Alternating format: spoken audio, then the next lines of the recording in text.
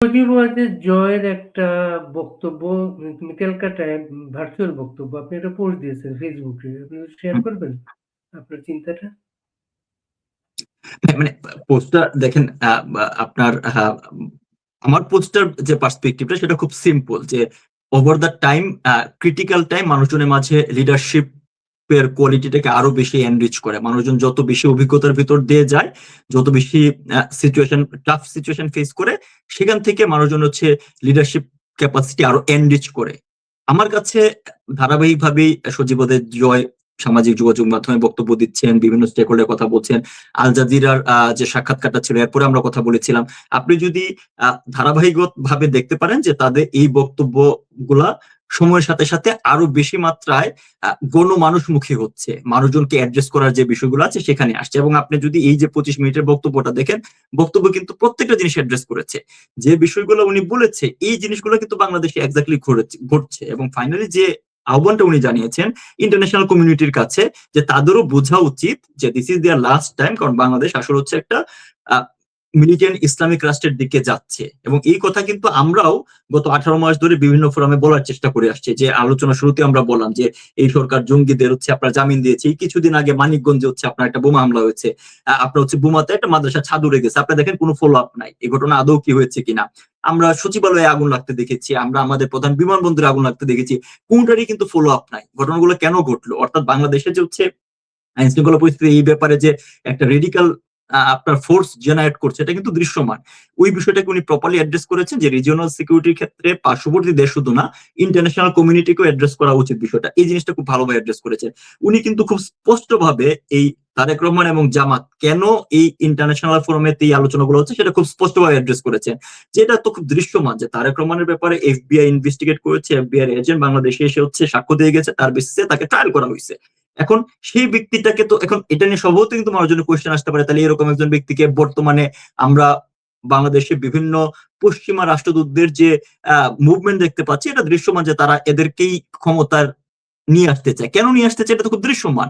যে এরকম কনভিক্টেড লোকগুলাকে যদি বা এরকম আপনার মানুষগুলোকে এক ক্ষমতায় থাকা যারা বিভিন্ন ইস্যুতে ওই দেশগুলোর কাছে আহ, মানে ধরা যেটাকে বলে বাংলাদেশে আমাদের ভাষায়, যে তাদের কোনো না কোনো ভাবে তাদের লুপ হোল গুলো আছে, তাদের দুর্বলতা গুলো যাদের কাছে আছে, তাদের এরকম ব্যক্তি ক্ষমতায় আসলে তাদের পক্ষে লম্বা সময় এই দেশের পরিস্থিতিকে আপনার হচ্ছে ডাইভার্ট করা সহজ হবে, এই পরিস্থিতিকে আপনার ইনফ্লুয়েন্স করা সম্ভব হবে। এবং মার্কিন যুক্তরাষ্ট্র থেকে শুরু করে বাকি যে এক্সটার্নাল স্টেক হোল্ডার গুলো আছে, তারা কিন্তু তাদের প্রয়োজনে, তাদের স্বার্থে এই পরিস্থিতিকে লম্বা সময় বাংলাদেশকে হচ্ছে ইনফ্লুয়েন্স করতে চাবে। আপনি দেখেন এই ভেরি রিসেন্টলি কিন্তু বেশ কয়েকটা এনডিএ স্বাক্ষরের পরে আমরা বশিরউদ্দিন বলেছিল যে এটা নিয়ে তেমন কিছু হবে না, সবকিছু বাংলাদেশ মানে ডক্টর ইউনূস যেভাবে কথা বলে যে উনি বাংলাদেশের জন্য অনেক কিছু করে ফেলছেন।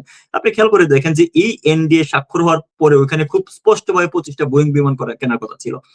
আমরা এখন দেখতে পাচ্ছি যে 37,000 কোটি টাকায়, অর্থাৎ প্রায় $3.7 বিলিয়ন দিয়ে 14টা বোয়িং বিমান সম্পূর্ণ অপ্রয়োজনীয় কেনার করা হচ্ছে। এখন দেখেন এই চুক্তিটাকে তো মার্কিন সরকার চাবে যে পরবর্তী গভর্নমেন্ট যে আসুক না কেন এটা কন্টিনিউ করুক।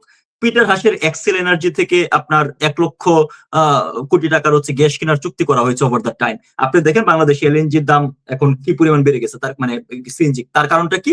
এই উচ্চ দামে কেনা প্রাইসটাকে অ্যাডজাস্ট করার জন্য এই বাংলাদেশেও দাম বাড়াইতে হবে, সেই দামের সাথে মানুষজনকে অ্যাডজাস্ট করার জন্য কিন্তু এই দামটা কৃত্রিম ভাবে বাড়ানো হয়েছে। তো এই যে বাংলাদেশের সাধারণ মানুষের স্বার্থ বিরোধী, কিন্তু মার্কিন যুক্তরাষ্ট্র বলেন বা ভেস্টেড ইন্টারেস্টেড গ্রুপের স্বার্থে এই সিদ্ধান্তগুলা পরবর্তীতে লম্বা সময় বাস্তবায়ন করার জন্য তারা স্বভাবতই এমন একজন লোক চাবে যার মোরাল স্ট্রেংথ থাকবে না। এক্স্যাক্টলি তাই হয়েছে। সজীব জয় এই বিষয়টা খুব ভালোভাবে অ্যাড্রেস করেছেন। একই সাথে এই আন্দোলন চলাকালীন সময়ে সরকারি তরফ থেকে প্রপারলি অ্যাড্রেস করা দরকার ছিল, বিষয়টা অ্যাড্রেস করা যায় না। এবং সেটা একটা হচ্ছে নিরপেক্ষ তদন্তের মাধ্যমে এক্স্যাক্টলি কে দোষী এবং নির্দোষ, যে কোনো অকারেন্সের ব্যাপারে, যে কোনো ঘটনার বিষয়ে পরিপূর্ণ তদন্ত দরকার, যেটা মাননীয় প্রধানমন্ত্রী কিন্তু 5 আগস্ট আগে শুরু করেছিলেন। এই ইউনূস গভর্নমেন্ট এসে সেই তদন্ত কমিটিকে বাতিল করে দিয়েছে এবং যারা এই অন্যায়ের সাথে সম্ভাব্য জড়িতদের তাদেরকে ইন্ডিমিনিটি দিয়ে আপনার হচ্ছে মুক্তি দেওয়ার ব্যবস্থা করেছে।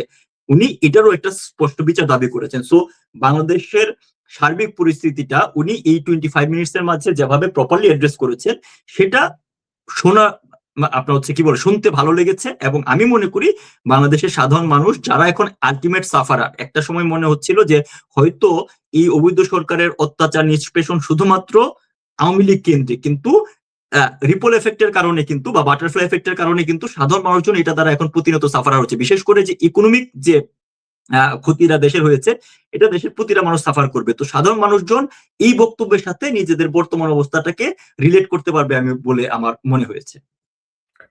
একটা ইন্টারেস্টিং বিষয় বলি, সেনাবাহিনীতেও কিন্তু তার জুনিয়রদের কাছে উনি অনেকটা ধোরা সাপ বলে পরিচিত আর কি।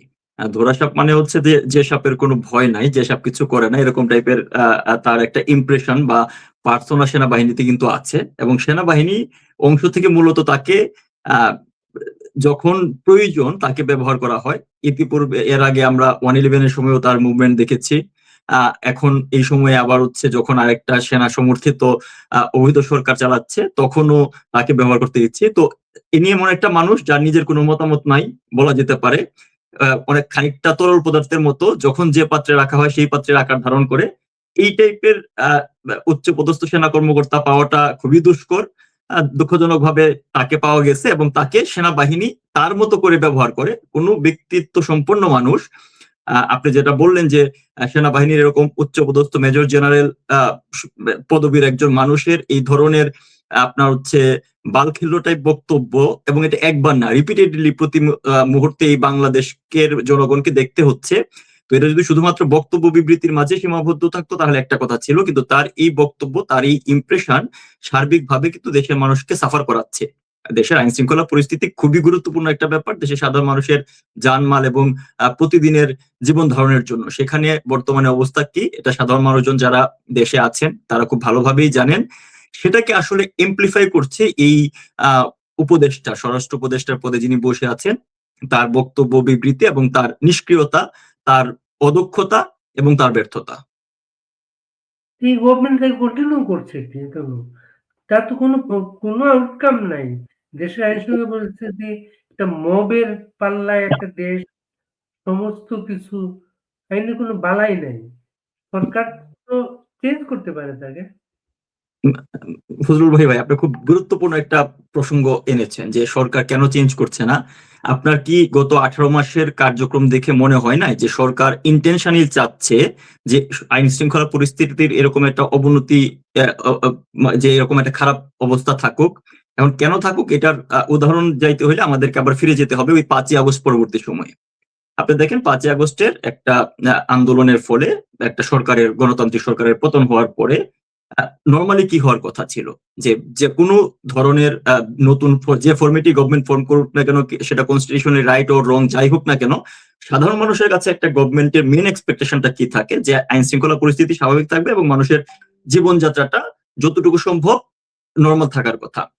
প্রথম থেকেই কি এই ধরনের কোনো ধরনের ইনিশিয়েটিভ নেওয়া হয়েছে? আপনার নিশ্চয়ই মনে আছে খোদ সেনা প্রধান বক্তব্যে বলেছিলেন যে মানুষজনের জানমালের দায়িত্ব এবং নিরাপত্তা উনি নিশ্চিত করবেন। আমরা কি দেখতে পেলাম? 5ই আগস্ট পরবর্তী সময় খুব অল্প সময়ের মাঝে সকল শীর্ষ সন্ত্রাসীকে ছেড়ে দেওয়া হইল।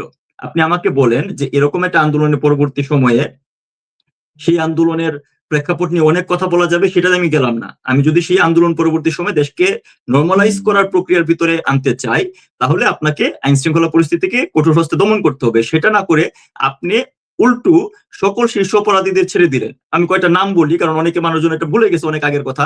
আপনার ধরেন ছেড়ে দেওয়া হয়েছে যে আপনার হচ্ছে কিরার আব্বাস নামে যে পরিচিত শিশু সন্ত্রাসী, তারপরে হচ্ছে মানে মিরপুরের আব্বাস আলী যে কিলার আব্বাস নামে পরিচিত, তারপর তেজগাঁয়ের আসলাম বা সুইডেন আসলাম, তাকে ছেড়ে দেওয়া হয়েছে।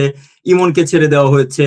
তারপরে খন্দকার নাইম আহমেদ ওরফে টিটন, তাকে ছেড়ে দেওয়া হয়েছে। ফ্রিডম রাসুকে ছেড়ে দেওয়া হয়েছে। মানে যে কয়েকটা নাম আমার ইনস্ট্যান্টলি মনে আসলো, তারা সবাই কনভিক্টেড টপ টেরর এবং ঢাকা শহর বা বাংলাদেশের এই আন্ডার ওয়ার্ল্ড যেটাকে বলা হয় তাদের নিয়ন্ত্রক তারা। তাদেরকে কেন ছেড়ে দেওয়া হইলো? শুধু সেখানেই শেষ? অন দ্য আদার হ্যান্ড দেখেন বাংলাদেশের যত জঙ্গি ছিল, একদম জসিমউদ্দিন রহমানি থেকে শুরু করে শীর্ষ পর্যায়ের জঙ্গি নেতা থেকে শুরু করে এবং যারা মাঠ পর্যায়ের যারা ফুট সোলজার ছিল তাদেরকেও ছেড়ে দেওয়া হয়েছে। অর্থাৎ এই অবৈধ সরকার ফর্ম করার পরে তারা ইন্টেনশনালি কিন্তু এই আইন শৃঙ্খলা পরিস্থিতিটাকে খারাপ রাখতে চেয়েছে। এখন স্বভাবতই কোয়েশ্চেন আসে, খারাপটা কেন রাখতে চেয়েছে? খারাপটা রাখতে চাওয়ার মূল কারণটা হচ্ছে এই সরকার তো কিছু স্পেসিফিক এজেন্ডা নিয়ে, তাদের নিয়োগকর্তার কিছু স্পেসিফিক এজেন্ডা নিয়ে তাদের কার্যক্রম শুরু করেছে। ইতিমধ্যে তাদের সেই কার্যক্রমগুলো কিন্তু তারা সফল করেছে। বিভিন্ন দেশকে চুক্তি করা, বিভিন্ন দেশের সাথে রাষ্ট্রবিরোধী হচ্ছে আপনার দেশ বিরোধী বিষয়গুলা ডিল করা, এই ধরনের কাজ কিন্তু এই সরকার করেছে। এখন আইন শৃঙ্খলা পরিস্থিতি যদি ভালো থাকে, স্বভাবতই মানুষজনের এই বিষয়গুলোর প্রতি হচ্ছে ইন্টারেস্ট গ্যাদার করার কথা, কিন্তু এখন মানুষজন নিজের জীবন বাঁচাইতে হচ্ছে আপনার ব্যস্ত। সেখানে আপনার কি বলে এই দেশের সরকার কি করলো না করলো সেদিকে হচ্ছে নজর দেওয়ার কোনো কারণ নাই। হ্যাঁ, আপনি দেখেন খুদ মাহফুজ আলম কিন্তু বলেছে যে মত প্রকাশ দূরের কথা, এখন হচ্ছে জীবন বাঁচানোই দায়ী হয়ে দাঁড়াইছে। তো একজন দেশের শীর্ষ পর্যায়ের সম্পাদক যখন এই ধরনের বক্তব্য দেয়, সেটা কিন্তু ইন্ডিকেট করে যে সাধারণ মানুষের দেশের সাধারণ আইন শৃঙ্খলা পরিস্থিতি কেমন। এবং একই সাথে খুবই ইন্টেনশনালি কিন্তু বাংলাদেশের পুলিশ সবগুলো থানা আক্রমণ করা হয়েছে, পুলিশের অস্ত্র লুট করা হয়েছে, পুলিশের হত্যা করা হয়েছে। অর্থাৎ এই সরকার এই বিষয়গুলো পরিষ্কার ভাবে ইন্ডিকেট করে যে তারা কোনো পর্যায়েই দেশের আইন শৃঙ্খলা পরিস্থিতিকে স্বাভাবিক রাখতে চায় না, দেশে একটা এনার্কিক সিচুয়েশন রাখতে চেয়েছে, যে এনার্কিক সিচুয়েশনের আড়ালে তারা তাদের এজেন্ডাগুলো বাস্তবায়ন করতে হবে। এবং আজকে কিন্তু এই স্বরাষ্ট্র উপদেষ্টার বক্তব্য বিবৃতির মাধ্যমে এই জিনিসগুলো আরো দৃশ্যমান ভাবে পরিস্ফুটিত হয়। যে একজনকে ব্রিগেডিয়ার স্বাগত হোসেনকে স্বরাষ্ট্র উপদেষ্টা দেওয়া হয়েছিল, উনি প্রকাশ্যে বললেন যে যে ধরনের অস্ত্র দ্বারা ওই জুলাই হত্যা করা হয়েছে এগুলো আইন শৃঙ্খলা বাহিনী ব্যবহার করে না। তারপর পরই দেখলাম আমরা তাকে সরিয়ে দেওয়া হয়েছে। এরপরে এমন একজন ধোরা সাপকে এনে স্বরাষ্ট্র উপদেষ্টা দেওয়া হয়েছে যার নিজের কোনো বক্তব্য নাই। এবং ইন্টারেস্টিংলি দেখেন তাকে দুইটা রোল দিয়ে দেওয়া হয়েছে, কৃষি বিষয়ক উপদেষ্টা এবং স্বরাষ্ট্র উপদেষ্টা। উনি একটা অদ্ভুত সুইচ নিয়ে ঘুরে বেড়ান। সাংবাদিকরা কৃষি নিয়ে প্রশ্ন করলে সুইচ টিপে দিয়ে উনি স্বরাষ্ট্রতে চলে যান, স্বরাষ্ট্র নিয়ে কোয়েশ্চেন করলে সুইচ টিপে দিয়ে উনি কৃষিতে চলে আসেন, স্বরাষ্ট্র নিয়ে কোয়েশ্চেন করলে উনি কৃষি নিয়ে কথা বলে যে আজকে আমি আর স্বরাষ্ট্র নিয়ে আজকে আমি আলুর দাম নিয়ে কথা বলবো। আপনি কৃষি সংক্রান্ত কোনো বিষয়ে কথা বলে না, আমি আজকে কৃষি নিয়ে কথা বলবো না, আমি আজকে আইন শৃঙ্খলা নিয়ে কথা বলবো। সো এই ধরনের ব্যক্তিকে ইন্টেনশনালি রাখা হয়েছে। খুদ এই এনসিপির তরফ থেকে আন্দোলন করা হয়েছে, বিভিন্ন পর্যায় থেকে আন্দোলন করা হয়েছে। এরকম ব্যর্থ অযোগ্য ব্যক্তিকে রেখে দেওয়া ইন্ডিকেট করে সরকার ইন্টেনশনালি ল এনফোর্সিং সিচুয়েশনটাকে খারাপ রাখতে চেয়েছে, এবং তার কারণেই এমন একজন ব্যক্তি এখন পর্যন্ত স্বরাষ্ট্র উপদেষ্টার দায়িত্বে রয়ে গেছেন।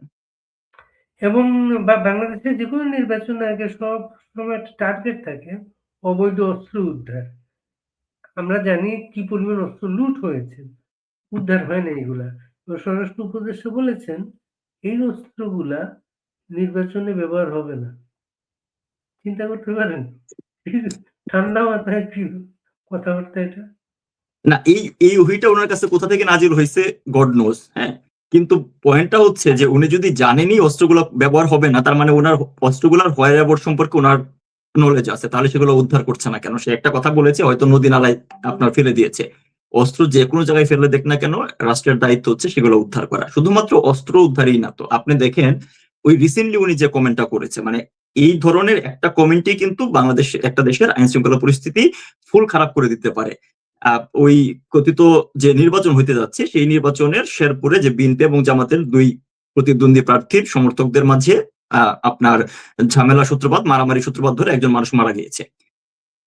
রিগার্ডলেস অফ পলিটিক্যাল পার্টি, একজন নাগরিক মারা গিয়েছে। রাষ্ট্রের দায়িত্ব হচ্ছে এটার ব্যাপারে স্ট্রং অ্যাকশন নেওয়া। আমরা স্বরাষ্ট্র উপদেষ্টাকে কি বলতে শুনলাম যে ভাইয়ে ভাইয়ে গ্যাঞ্জাম হইলে বাপও মিটাইতে পারে না, আমি আর কোত্থেকে পারবো। তো এটা যদি ধরেন স্বরাষ্ট্র উপদেষ্টার বক্তব্য হয়, তাইলে তো ধরেন হচ্ছে আইন শৃঙ্খলা পরিস্থিতি কি অবস্থায় আছে এটা স্বভাবতই অনুমেয়। এবং এগুলা কিন্তু ধরেন একটা কি, আপনি যদি যেটা বললেন না যে কেন আসলে উন্নতি ঘটছে না, এই কথাগুলো আমার কাছে মনে হয় না যে উনি হুট করে বলে ফেলে। এগুলাও সরকারের একটা পর্যায় থেকে তাকে ইন্টেনশনালি বলানো হচ্ছে যেন পরিস্থিতিটা আসলে খারাপের দিকে যায়। কারণ আপনি এই ব্যাপারে কথা না বললেই পারতেন, কিন্তু এই কথা বলার মাধ্যমে কি হয়েছে যে এর পরবর্তীতে এখন তো ধরেন এই সাজানো নির্বাচনে আমি এবং দামি নির্বাচন দুইটা পার্টি কাজ করতেছে, তো তাদের যে কোনো ধরনের গ্যাঞ্জাম কে হচ্ছে আপনি আপনার দুই ভাইয়ের গ্যাঞ্জাম বলে চালাই দিবে, এখানে আইন শৃঙ্খলা বাহিনীর কোনো ধরনের রোল রাখার দরকার নাই। বিষয়টা তো এরকমই, যখন খোদ স্বরাষ্ট্র উপদেষ্টা এই ধরনের বক্তব্য দেয়, তার মানে হচ্ছে যে আলটিমেটলি এই আইন শৃঙ্খলা পরিস্থিতিটা এই স্বরাষ্ট্র উপদেষ্টা খুদ তার বক্তব্য বয়ান বিবৃতির মাধ্যমে প্রতিনিয়ত খারাপ করে যাচ্ছে। ভালো করবে কি দূরের কথা, প্রতিনিয়ত সেই খারাপ করে যাচ্ছে আসলে। এই ঘটনার পরে সরকারের পক্ষ থেকে বলা হলো যাতে ঢালাও গ্রেফতার করা না হয়, মানে তারা সবসময় ঢালাও গ্রেফতার করে, এই ইনসিডেন্ট ঢালাও গ্রেফতার করা না হয়। আরেকটা হচ্ছে এই ইনসিডেন্টের প্রধান আসামি বিএনপি ক্যান্ডিডেটকে আগাম জামিন দেওয়া হয়েছে।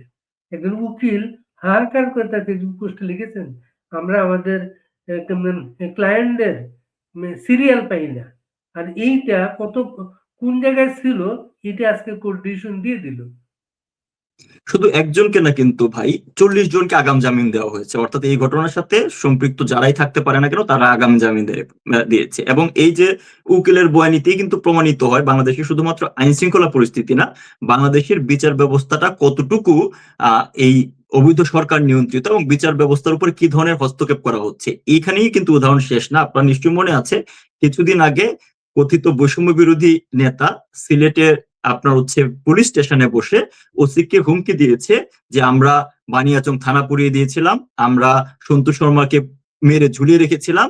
এর পরবর্তীতে সেটা নিয়ে যখন সামাজিক যোগাযোগ মাধ্যমে আলোচনা হয় তার প্রেক্ষিতে তাকে গ্রেফতারও ঠিক না, তাকে থানায় ডেকে নিয়ে আসা হয়। সেটার পার্সপেক্টিভ আপনি দেখেন, সারা বাংলাদেশে মানে ঢাকা শহরে একটা আন্দোলনে ডাক দিল এবং উইদিন ভেরি শর্ট টাইম তাকে পারতপক্ষে মানে পারলে রাতের বেলা হচ্ছে কোর্ট বসায় তাকে হচ্ছে জামিন দেওয়ার ব্যবস্থা করছে। অর্থাৎ এই আইন শৃঙ্খলা পরিস্থিতি খারাপের পরবর্তী মানে আইন শৃঙ্খলা পরিস্থিতি এতটুকু খারাপ হওয়ার আরেকটা কারণ কিন্তু এই বিচার ব্যবস্থার আপনার হচ্ছে দলীয়করণ কি বলবো, এখন তো হচ্ছে আসলে সরাসরি সরকারি হস্তক্ষেপ। অর্থাৎ সরকার ঠিক করে দিচ্ছে কার জামিন হবে, সরকার ঠিক করে দিচ্ছে কোনটার বিচার হবে, সরকার ঠিক করে দিচ্ছে কোনটার বিচার হবে না। এই যে সারা দেশে আওয়ামী লীগের প্রায় লাখো নেতাকর্মী এখনো জেলে আছে, বিভিন্ন পর্যায়ে এখন পর্যন্ত প্রায় 5 লাখ নেতাকর্মী গ্রেফতার হয়েছে।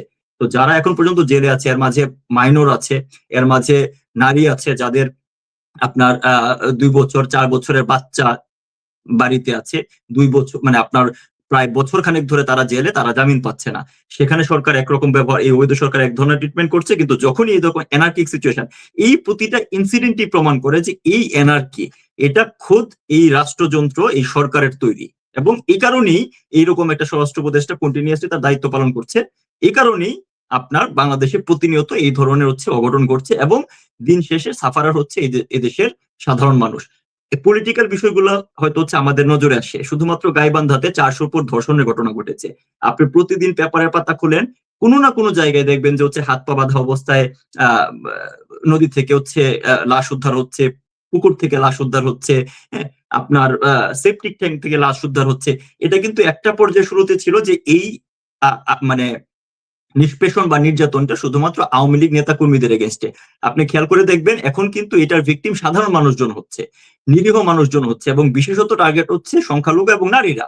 তো এই সার্বিক ঘটনাটা সারা দুনিয়া এটা নিয়ে কনসার্ন, কিন্তু ইন্টারন্যাশনাল অথরিটিতেও আপনার হচ্ছে এটার ব্যাপারে কনসার্ন প্রকাশ করেছে। স্বয়ং খোদ পোপ এটার ব্যাপারে বলেছে যে দেশের সংখ্যালঘু নির্যাতন হচ্ছে, কিন্তু সরকার একদম উট পাখির মতো বালুতে মুখ গুজে আছে, তারা কোনো কিছুই দেখছে না এবং একজন অপদার্থকে রেখে দিয়েছে কথা বলে। এবং এগুলো দেখেন আমরা ফান এলিমেন্ট হিসেবে নিয়ে আমরা মজা করি যে স্বরাষ্ট্রমন্ত্রী এই ধরনের বক্তব্য বলে আপনার সোশ্যাল মিডিয়াতে যখন তার পোস্ট গুলো আসে বিভিন্ন গণমাধ্যমের নিচে আপনি দেখবেন যে কমেন্টে বা রিয়েকশনে হাজার হাজার হাহা।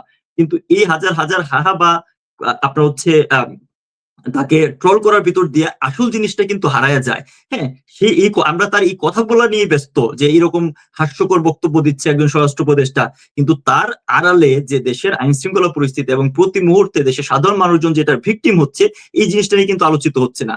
উপরন্তু সার্বিকভাবেই মনে হচ্ছে এই বিষয়গুলো হচ্ছে ন্যাচারালাইজ হয়ে গেছে। কিছুদিন আগে আমার একটা জার্নালিস্টের সাথে কথা হচ্ছিল, মানে তাকে উনি বাংলাদেশে আছে সম্ভবত, তার নাম প্রকাশ করছি না। তো উনি বলতেছিল যে আমি বললাম যে আপনারা তো আগে যে কোনো একটা ছোট্ট ঘটনা হইলে অনেক মানে অবভিয়াসলি যে কোনো ঘটনা ঘটনায় আলোচিত সাংবাদিকদের কাজে হচ্ছে প্রকৃত ঘটনা তুলে ধরা। তো যে কোনো ধরনের হত্যা বা এই ধরনের বিষয়গুলোকে তো খুব হাইলাইটেড ভাবে প্রচার করতে। তো এখন আপনাদের সমস্যাটা কি? বলে ভাই প্রতিদিন এরকম ঘটনা যে ঘটে এখন আর এগুলো স্কুপ মেটেরিয়াল না, এখন অন্য কোনো কিছু স্কুপ মেটেরিয়াল। অর্থাৎ বাংলাদেশে প্রতিদিন হত্যাকাণ্ড ঘটবে, বাংলাদেশে প্রতিদিন নারী নির্যাতন হবে, বাংলাদেশে সংখ্যালঘু নির্যাতিত হবে। এটা ন্যাচারালাইজ হয়ে গেছে, মানুষজন এটাতে ইউজড হয়ে গেছে। এবং এই স্বরাষ্ট্র উপদেষ্টা এরকম হাস্যকর বক্তব্য দিয়া এই জিনিসটাকে কিন্তু নর্মালাইজ করার প্রক্রিয়াতে সার্বিক ব্যর্থতাটা শুধুমাত্র তার দিকে, যে এরকম হাস্যকর একজন লোক কথা বলছে। কিন্তু এটা রুট কজ যে স্বয়ং খোদ গভর্নমেন্ট, এই অবৈধ গভর্নমেন্ট তারাই ইন্টেনশনালি এই কাজটা করছে, সেটা কিন্তু এই জাহাঙ্গীরের হাস্যকর ধরনের বক্তব্যের আড়ালে ঢাকা পড়ে যায় অনেক সময়। শুধু জাহাঙ্গীর না, তো আমার গোটা সেনাবাহিনী হাস্যকর হয়ে গেছে। সেই বেশি ফুয়াদ যে ঘটনার কথাটা বলছিল, আপনার যে কথাগুলো বলতো সেগুলো তো আমরা জানি। সর্বশেষ যে আজকে যে অনলাইনে ভাইরাল একটা ভিডিও, একজন ক্যান্ডিডেট সেনাবাহিনীকে যেভাবে কথা বলছেন, সেনাবাহিনী কিছু করতে পারতেছে না। দেশের নিরাপত্তা আপনি কোথায় দেখেন? কাকে নির্ভর করবে মানুষ? আহ, দেখেন, আমি গত 1 বছর যতদিন ধরে কথা বলছি এই 5 আগস্ট পরবর্তী সময় এই জিনিসটা মানে বারবার বলার চেষ্টা করছি, সেটা হচ্ছে যে ডক্টর ইউনূসের মূল ক্ষতি কিন্তু এই 18 মাসে দৃশ্যমান না। আমরা যা দেখছি সেটা হচ্ছে tip of the iceberg. Doctor Yunus যে ক্ষতিটা করছে, ডক্টর ইউনূসের নেতৃত্বাধীন এই অবৈধ অন্তর্বর্তী সরকার যে ক্ষতিটা করে যাচ্ছে সেটা হচ্ছে বাংলাদেশের প্রতিষ্ঠানগুলোকে ধ্বংস করে দেওয়া। আপনি দেখেন, যেটা নিয়ে আমরা এতক্ষণ আলাপ করলাম, আইন শৃঙ্খলা বাহিনীর ক্ষেত্রে ফার্স্ট রেসপন্ডার হিসেবে চিন্তা করা হয় পুলিশকে। একদম ফাংশনালি হচ্ছে পুলিশ বাহিনী ধ্বংস হয়ে গেছে। তারপরে আপনি দেখেন বিচার ব্যবস্থা ধ্বংস হয়ে গেছে। মানে ফাইনাল লেয়ার অফ ডিফেন্স যেটাকে বলা হয় সেনাবাহিনী, সেটাকেও কিন্তু হচ্ছে ধ্বংস করা হয়েছে ইন্টেনশনালি। কিভাবে ধ্বংস করা হয়েছে, এবং এটা সেনাবাহিনীর সম্মতিতেই হয়েছে, এটা সেনাবাহিনীর অগোচরে যে হয়েছে তা না। তারাও এই ক্ষমতা যন্ত্রের পার্ট হইতে গিয়া, তারাও এই হালুয়া রুটির ভাগটা নিতে গিয়া তারা তাদের নিজস্ব স্বকীয়তা, তাদের নিজস্ব আত্মসম্মান এবং বাহিনীর যে প্রাইড, হ্যাঁ, এই প্রাইড গুলো, ইউনিফর্মের যে সম্মান, এগুলো তারা নিজেরা ধুলায় মিশিয়ে দিয়ে দিচ্ছে। আপনি দেখেন সেনাবাহিনী ম্যাজিস্ট্রেসি পাওয়ার নিয়ে ক্ষমতায় আছে। আপনি এই যে গত 18 মাস ধরে বাংলাদেশে যত অনাচার হয়েছে, মব সন্ত্রাস হয়েছে, আমরা একাধিকবার খোদ সেনাপ্রধানকে বলতে শুনেছি মব সন্ত্রাসের বিরুদ্ধে জিরো টলারেন্স, এই করা হবে সেই করা হবে। একটা বিষয়ে তাদের কোনো ধরনের ইনিশিয়েটিভ আমরা নিতে দেখি নাই, তারা কোনো ধরনের নেয় নাই।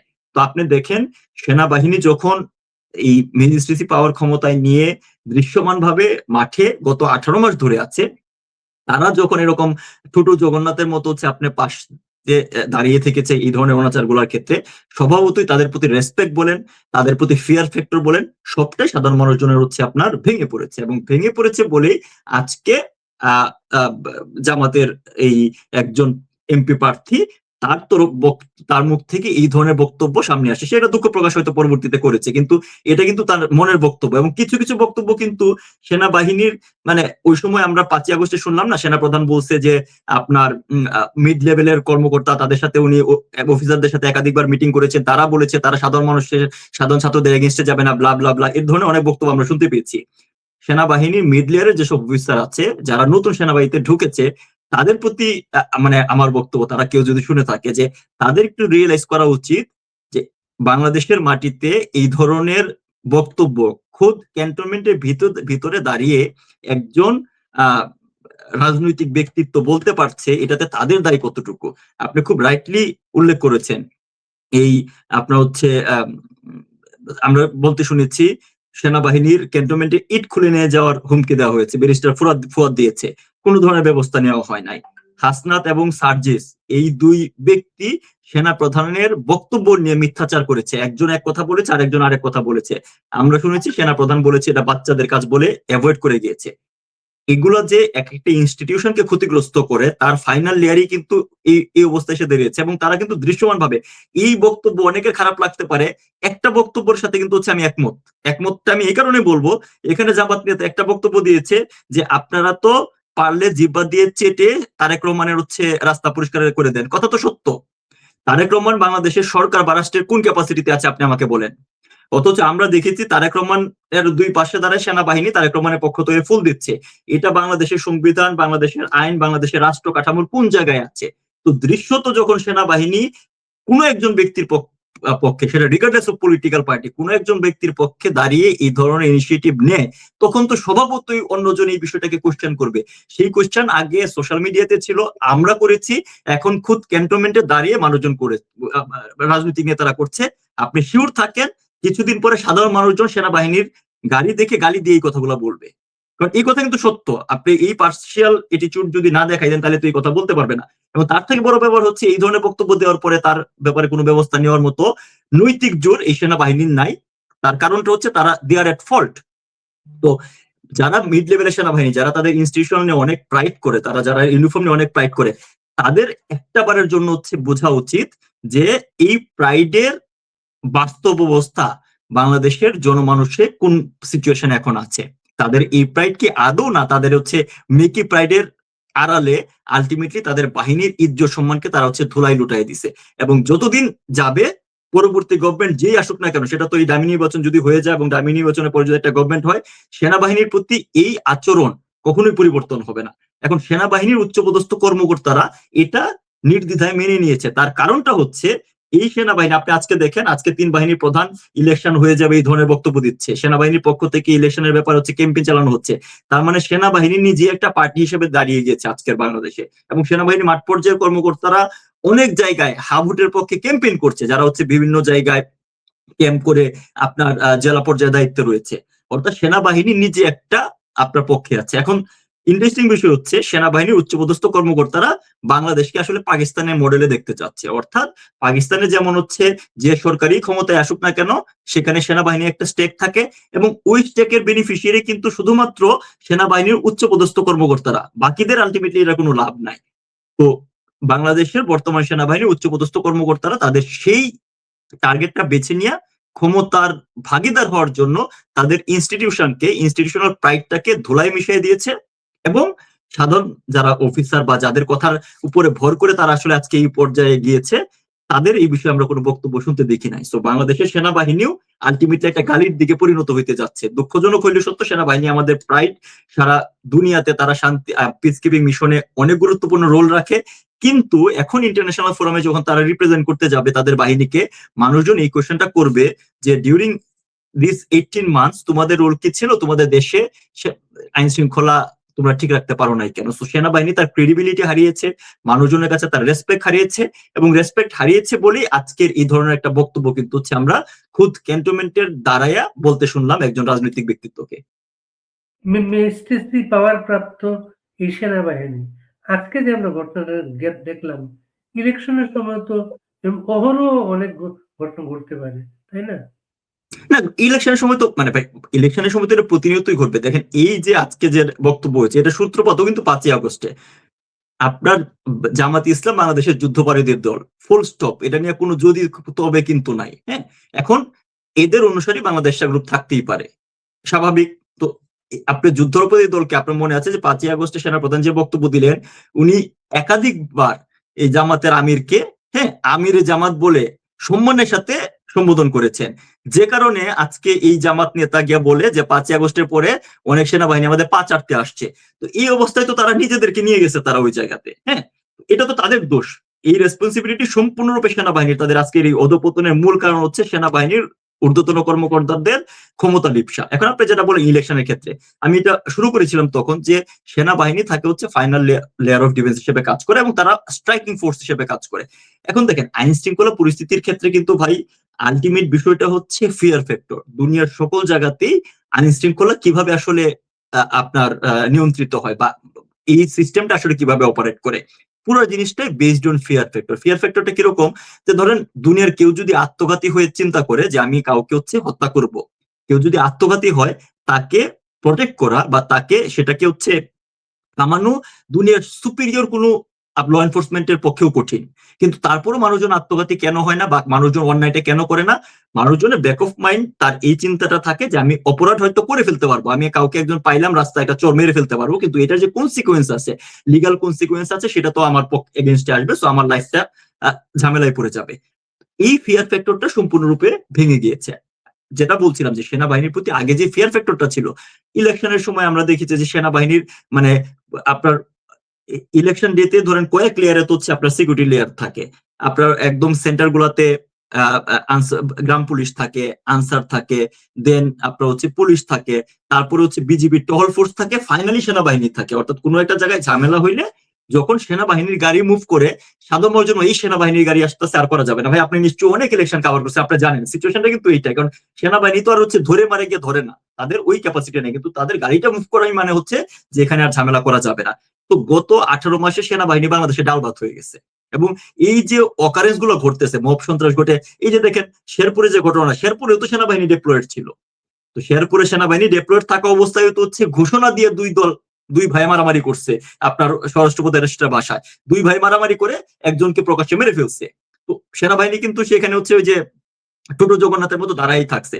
তো সেনাবাহিনীর প্রতি যে ফিয়ার ফ্যাক্টর, অর্থাৎ যে ফিয়ার ফ্যাক্টরের উপর ভর করে বা যে ইমেজের উপর ভর করে সেনাবাহিনী নির্বাচনকালীন সময়ে আইন শৃঙ্খলা রক্ষায় সাপোর্টিভ ভূমিকা পালন করে, সেই জিনিসটা অলরেডি নষ্ট হয়ে গেছে। নষ্ট হয়ে যাওয়ার কারণে এখন সেনাবাহিনী আপনার 50,000 দেন আর 1 লাখ দেন আর 2 লাখ দেন, তাতে কিছুই আসে যায় না, মানুষজন তারা ভয়ই পায় না। যেহেতু ভয় পায় না, তাইলে হচ্ছে আপনার ওই ফিয়ার ফ্যাক্টর না থাকলে তাহলে আপনি কি করবে? বাংলাদেশে আপনি কতটুকু সেনাবাহিনী আপনি ডিপ্লয় করবেন? আমরা এতদিন পর্যন্ত শুনছি যে 50,000 ডিপ্লয় করার কথা, ধরলাম বাড়াইয়া দ্বিগুণ করলেন, 1 লাখ ডিপ্লয় করলেন। বাংলাদেশে নির্বাচন হবে 43,000 সেন্টারে। ইন জেনারেলি তো হচ্ছে এটা স্ট্রাকচারালি পসিবল না সেনাবাহিনীর পক্ষে ল এনফোর্সমেন্ট করা, কিন্তু সেনাবাহিনী স্ট্রাইকিং ফোর্স হিসাবে আপনার উপজেলা সদরে থাকে এবং যে কোনো জায়গায় ঝামেলা হলে তারা মুভ করে। এখন সেনাবাহিনীর প্রতি মানুষজনের কোনো ভয় নাই, কোনো রেসপেক্ট নাই, তারা আসলেই কি না আসলেই কি।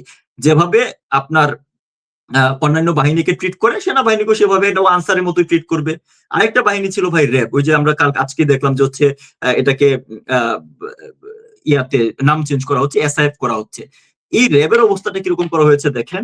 র্যাব কিছুদিন আগে চিটাগাঙে র্যাবের লোকজনকে আওয়াজ দিয়ে বন্দি করে ভিডিও ক্যামেরা অন করে তাদেরকে পেটানো হয়েছে। তো বাংলাদেশে প্রত্যেকটা আইন শৃঙ্খলা পরিস্থিতিকে তো হচ্ছে ধরেন ইন্টেনশনালি এরকম ভাবে নষ্ট করা হয়েছে যেন তাদের এই অপকর্মগুলো ইউজ করে যেতে পারে।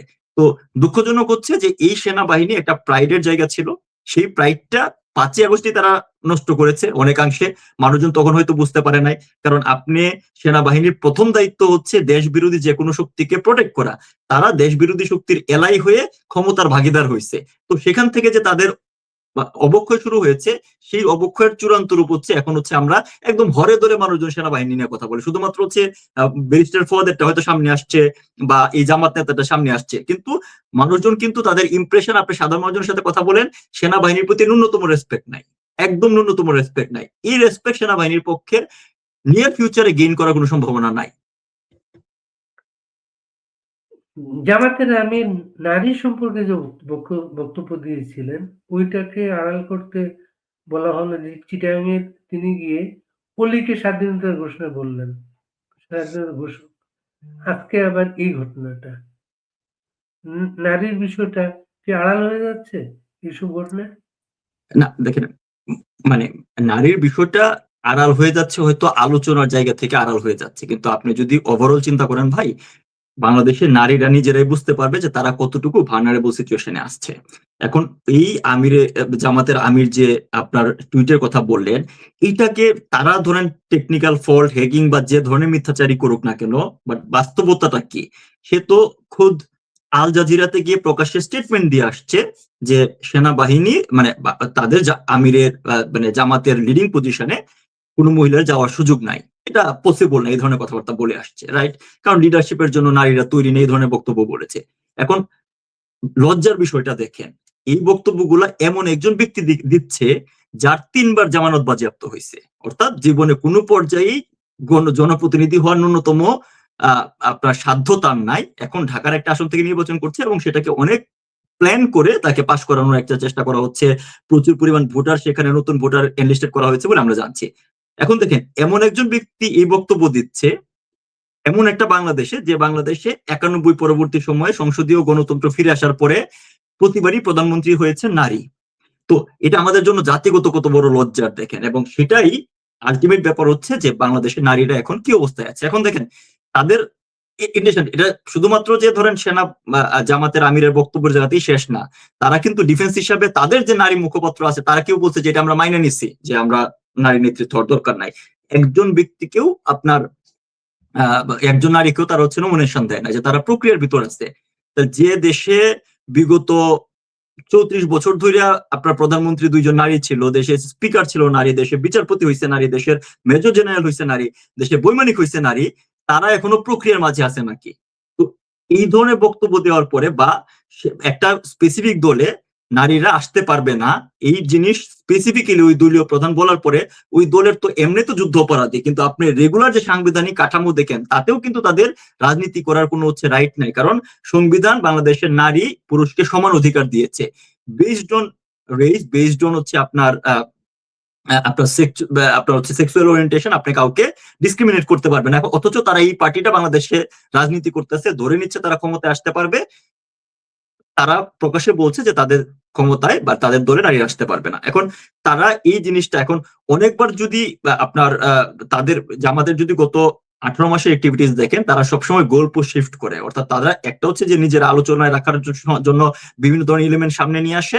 2, প্রতিনিয়ত একের পর এক মিথ্যাচার দিয়ে আগের মিথ্যাচারটা আপনার ঢাকতে চায়। তো এই কাজটাই করে আসছে। কিন্তু সাধারণ বাংলাদেশের নারীদের আসলে বোঝা উচিত যে তারা আসলে কতটুকু গাড্ডায় পড়ছে। মানে আমার সকল আলোচনা আমি যেটা মনে করি যে মানুষজনের বা সাধারণ মানুষজনকে একটু অ্যাওয়্যার করা, নারীদের যারা আছেন তাদের একটু চিন্তা করা উচিত, একটু ভাবা উচিত যে বাংলাদেশে যে ক্রিয়াশীল রাজনৈতিক দলগুলো আছে তারা কি ধরনের। আপনি একটু খেয়াল করে দেখেন ভাই, যে বিএনপির তরফ থেকে ওইটা নিয়ে যে খুব স্ট্রং প্রতিবাদ হয়েছে তা না। আমরা ছাত্র দলকে একটা সমাবেশ করবে বলে এরকম ঘোষণা দিয়েছে, পরবর্তীতে হয়েছে কিনা আমি জানি না। বাট এরকম মেজর একটা স্টেটমেন্ট দেওয়ার পরে, বাজে স্টেটমেন্ট দেওয়ার পরে বাংলাদেশের যে কথিত নারী অধিকারের নেত্রীরা এই ক্যাবিনেটে, এই যে অবৈধ ইউনূসের আন্ডারে তো যে কয়েক 3 না 4 জন হচ্ছে নারী উপদেষ্টা রয়েছে, তাদের তরফ থেকেও আমরা কোনো ধরনের হচ্ছে বক্তব্য বা বিবৃতি কিন্তু পাই নাই। অর্থাৎ এই পুরো রাষ্ট্রযন্ত্র আসলে আইন শৃঙ্খলা পরিস্থিতি খারাপ করা, নারীদেরকে ঘরের ভিতর ঢোকানো, সংখ্যালঘুদের নির্যাতন করা, এই স্পেসিফিক এবং রাষ্ট্রীয় প্রতিষ্ঠানগুলোকে ধ্বংস করা, এই কয়েকটা বিষয়গুলোকে কিন্তু তারা তাদের এজেন্ডা হিসেবে বাইছে নিচ্ছে। এবং এই এজেন্ডা বাস্তবায়ন করার ক্ষেত্রে সবচেয়ে গুরুত্বপূর্ণ তাদের সহায়ক শক্তি হচ্ছে জামাত। তো এই জামাত যে ধরনের কথাই বলে না কেন, এটার ব্যাপারে তাদের দেখবেন কোনো ধরনের অপোজিশন বা কোনো ধরনের হচ্ছে বিরুদ্ধচারণ আমরা এই ইউনূসের তরফ থেকে করতে দেখি নাই বললেই এই ধরনের যুদ্ধপরাধী একটা দল এই ধরনের হিংসাত্মক ঘৃণ্য মন্তব্য করার পরেও এখনো রাজনীতি করে যাচ্ছে, এখনো রাজনৈতিক ময়দানে তারা ক্ষমতায় আসার স্বপ্ন দেখছে। আমাদের জন্য লজ্জার। সজীবওয়াজের জয়ের একটা বক্তব্য ক্যালকাটায়, ভার্চুয়াল বক্তব্য আপনি একটা পোস্ট দিয়েছেন ফেসবুকে, আপনি শেয়ার করবেন আপনার চিন্তাটা? মানে পোস্টটা দেখেন, আপনার আমার পোস্টার যে পার্সপেক্টিভটা সেটা খুব সিম্পল, যে over the time, critical time মানুষজনের মাঝে লিডারশিপ এর কোয়ালিটিটাকে আরো বেশি এনরিচ করে। মানুষজন যত বেশি অভিজ্ঞতার ভিতর দিয়ে যায়, যত বেশি টাফ সিচুয়েশন ফেস করে, সেখান থেকে মানুষজন হচ্ছে লিডারশিপ ক্যাপাসিটি আরো এনরিচ করে। আমার কাছে ধারাবাহিকভাবেই সজীবদের জয় সামাজিক যোগাযোগ মাধ্যমে বক্তব্য দিচ্ছেন, বিভিন্ন স্টেক হোল্ডার কথা বলছেন, আল জাজিরার যে সাক্ষাৎকারটা ছিল এরপরে আমরা কথা বলেছিলাম। আপনি যদি ধারাবাহিকভাবে দেখতে পারেন যে তাদের এই বক্তব্যগুলা সময়ের সাথে সাথে আরো বেশি মাত্রায় গণমানুষমুখী হচ্ছে, মানুষজনকে অ্যাড্রেস করার যে বিষয়গুলো আছে সেখানে আসছে। এবং আপনি যদি এই যে 25 মিনিটের বক্তব্যটা দেখেন, বক্তব্য কিন্তু প্রত্যেকটা জিনিস অ্যাড্রেস করেছে।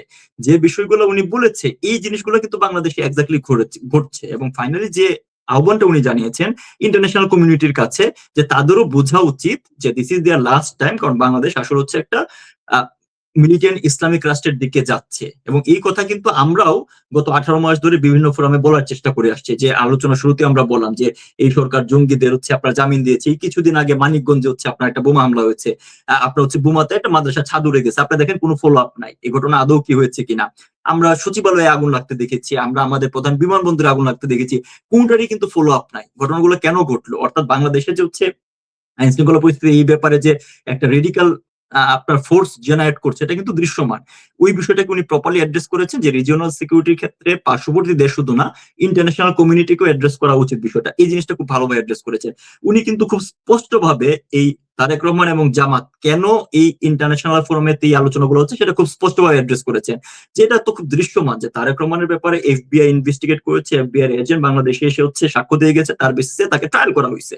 এখন সেই ব্যক্তিটাকে তো এখন এটা নিয়ে সম্ভবত কিন্তু মানুষজনের কোয়েশ্চেন আসতে পারে, তাহলে এরকম একজন ব্যক্তিকে বর্তমানে আমরা বাংলাদেশে বিভিন্ন পশ্চিমা রাষ্ট্রদূতদের যে মুভমেন্ট দেখতে পাচ্ছি, এটা দৃশ্যমান যে তারা এদেরকেই ক্ষমতার নিয়ে আসতে চায়। কেন নিয়ে আসতে চায় এটা তো খুব দৃশ্যমান, যে এরকম কনভিক্টেড লোকগুলাকে যদি বা এরকম আপনার মানুষগুলোকে ক্ষমতায় থাকা যারা বিভিন্ন ইস্যুতে ওই দেশগুলোর কাছে মানে ধরা, যেটাকে বলে বাংলাদেশে আমাদের ভাষায়, যে তাদের কোনো না কোনো ভাবে তাদের লুপ হোল গুলো আছে, তাদের দুর্বলতা গুলো যাদের কাছে আছে, তাদের এরকম ব্যক্তি ক্ষমতায় আসলে তাদের পক্ষে লম্বা সময় এই দেশের পরিস্থিতিকে আপনার হচ্ছে ডাইভার্ট করা সহজ হবে, এই পরিস্থিতিকে আপনার ইনফ্লুয়েন্স করা সম্ভব হবে। এবং মার্কিন যুক্তরাষ্ট্র থেকে শুরু করে বাকি যে এক্সটার্নাল স্টেক হোল্ডার গুলো আছে তারা কিন্তু তাদের প্রয়োজনে, তাদের স্বার্থে এই পলিসিকে লম্বা সময় বাংলাদেশকে হচ্ছে ইনফ্লুয়েন্স করতে চাবে। আপনি দেখেন এই ভেরি রিসেন্টলি কিন্তু বেশ কয়েকটা এনডিএ স্বাক্ষরের পরে আমরা বশিরউদ্দিন বলেছিল যে এটা নিয়ে তেমন কিছু হবে না, সবকিছু বাংলাদেশ মানে ডক্টর ইউনূস যেভাবে কথা বলে যে উনি বাংলাদেশের জন্য অনেক কিছু করে ফেলছেন, আপনি খেয়াল করে দেখেন যে এই এনডিএ স্বাক্ষর হওয়ার পরে ওইখানে খুব স্পষ্টভাবে 25টা বোয়িং বিমান কেনার কথা ছিল। আমরা এখন দেখতে পাচ্ছি যে 37,000 কোটি টাকায় অর্থাৎ প্রায় $3.7 বিলিয়ন দিয়ে 14টা বোয়িং বিমান সম্পূর্ণ অপ্রয়োজনীয় কেনার করা হচ্ছে। এখন দেখেন এই চুক্তিটাকে তো মার্কিন সরকার চাবে যে পরবর্তী গভর্নমেন্ট যে আসুক না কেন এটা কন্টিনিউ করুক। পিটার হাসের এক্সেল এনার্জি থেকে আপনার 1 লক্ষ কোটি টাকার হচ্ছে গ্যাস কেনার চুক্তি করা হয়েছে ওভার দ্য টাইম। আপনি দেখেন বাংলাদেশে এলএনজির দাম এখন কি পরিমাণ বেড়ে গেছে, তার মানে সিএনজি, তার কারণটা কি? এই উচ্চ দামে কেনা প্রাইসটাকে অ্যাডজাস্ট করার জন্য এই বাংলাদেশেও দাম বাড়াইতে হবে, সেই দামের সাথে মানুষজনকে অ্যাডজাস্ট করার জন্য কিন্তু এই দামটা কৃত্রিম ভাবে বাড়ানো হয়েছে। তো এই যে বাংলাদেশের সাধারণ মানুষের স্বার্থ বিরোধী, কিন্তু মার্কিন যুক্তরাষ্ট্র বলেন বা ভেস্টেড ইন্টারেস্টেড গ্রুপের স্বার্থে এই সিদ্ধান্তগুলা পরবর্তীতে লম্বা সময় বাস্তবায়ন করার জন্য তারা স্বভাবতই এমন একজন লোক চাবে যার মোরাল স্ট্রেংথ থাকবে না। এক্স্যাক্টলি তাই হয়েছে। সজীব জয় এই বিষয়টা খুব ভালোভাবে অ্যাড্রেস করেছেন। একই সাথে এই আন্দোলন চলাকালীন সময়ে সরকারি তরফ থেকে প্রপারলি অ্যাড্রেস করা দরকার ছিল, বিষয়টা অ্যাড্রেস করা যায় না, এবং সেটা একটা হচ্ছে নিরপেক্ষ তদন্তের মাধ্যমে এক্স্যাক্টলি কে দোষী এবং নির্দোষ যে কোনো অকারেন্সের ব্যাপারে, যে কোনো ঘটনার বিষয়ে পরিপূর্ণ তদন্ত দরকার, যেটা মাননীয় প্রধানমন্ত্রী কিন্তু 5 আগস্ট আগে শুরু করেছিলেন। এই ইউনূস গভর্নমেন্ট এসে সেই তদন্ত কমিটিকে বাতিল করে দিয়েছে এবং যারা এই অন্যায়ের সাথে সম্ভাব্য জড়িতদের তাদেরকে ইন্ডিমিনিটি দিয়ে আপনার হচ্ছে মুক্তি দেওয়ার ব্যবস্থা করেছে। উনি এটারও একটা স্পষ্ট বিচার দাবি করেছেন। সো বাংলাদেশের সার্বিক পরিস্থিতিটা উনি এই 25 মিনিটস এর মাঝে যেভাবে প্রপারলি অ্যাড্রেস করেছেন সেটা শোনা আপনার হচ্ছে কি বলে শুনতে ভালো লেগেছে। এবং আমি মনে করি বাংলাদেশের সাধারণ মানুষ যারা এখন আলটিমেট সাফারার, একটা সময় মনে হচ্ছিল যে হয়তো এই অবৈধ সরকারের অত্যাচার নিষ্পেষণ শুধুমাত্র আওয়ামী লীগ কেন্দ্রিক, কিন্তু রিপল এফেক্টের কারণে কিন্তু বা বাটারফ্লাই এফেক্টের কারণে কিন্তু সাধারণ মানুষজন এটা দ্বারা এখন প্রতিনিয়ত সাফারার হচ্ছে। বিশেষ করে যে ইকোনমিক যে ক্ষতিটা দেশের হয়েছে এটা দেশের প্রতিটা মানুষ সাফার করবে। তো সাধারণ মানুষজন এই বক্তব্যের সাথে নিজেদের বর্তমান অবস্থাটাকে রিলেট করতে পারবে আমি বলে আমার মনে হয়েছে।